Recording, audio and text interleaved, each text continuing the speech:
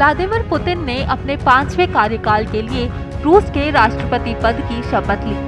6 साल के नए कार्यकाल के लिए शपथ लेने के बाद अपने संबोधन में उन्होंने कहा, मुझे विश्वास है कि हम सम्मान के साथ इस कठिन निर्णायक दौर से बाहर निकलेंगे और भी मजबूत होकर उभरेंगे।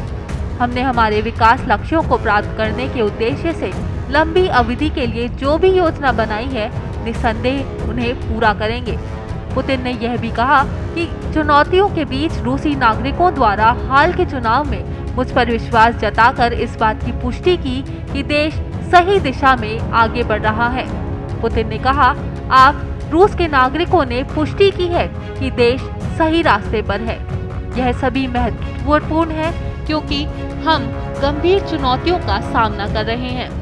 मैं इसे हमारे साझा ऐतिहासिक लक्ष्यों के प्रति आपकी गहरी जागरूकता और हमारी पसंद, हमारे मूल्यों, हमारी स्वतंत्रता और रूस के राष्ट्रीय हितों की रक्षा के अटूट संकल्प के रूप में देखता हूँ।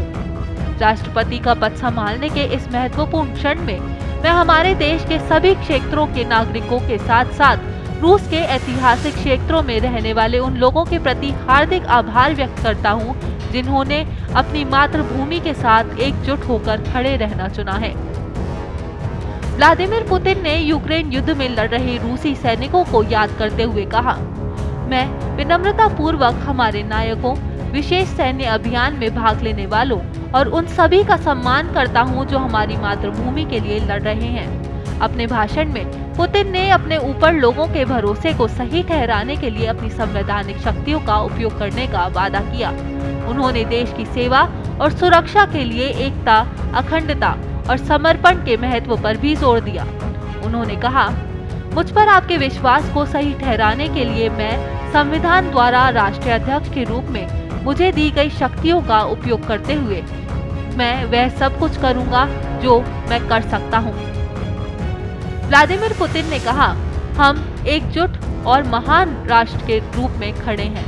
हम एक साथ मिलकर सभी बाधाओं को दूर करेंगे और यह सुनिश्चित करेंगे कि हम जो भी कल्पना करते हैं वह वास्तविकता बन जाए। साथ मिलकर हम जीतेंगे।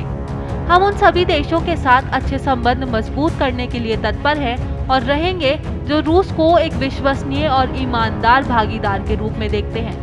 वास्तव में दुनिया के ज्यादातर देश हमें एक विश्वसनीय और ईमानदार साझेदार मानते हैं। उन्होंने पश्चिमी देशों के साथ कड़वाहट कम करने की भी इच्छा जताई। पुतिन ने कहा, हम पश्चिमी देशों के साथ बातचीत को अस्वीकार नहीं कर रहे हैं। चुनाव उनका है। क्या वे रूस के विकास को रोकने की कोशिश जारी रखना चाहते हैं? आक्रामकता की नीति जारी रखना चाहते हैं? विकास को रोकने की कोशिश जारी रखना चाहते हैं? वर्षों से हमारे देश पर जो निरंतर दबाव डल रहा है उसे जारी रखना चाहते हैं या सहयोग और शांति का रास्ता तलाशना चाहते हैं? हम सुरक्षा और रणनीतिक स्थिरता को ध्यान में रखकर बातचीत के लिए तैयार हैं, लेकिन ताकत दिखाने की स्थिति में नहीं।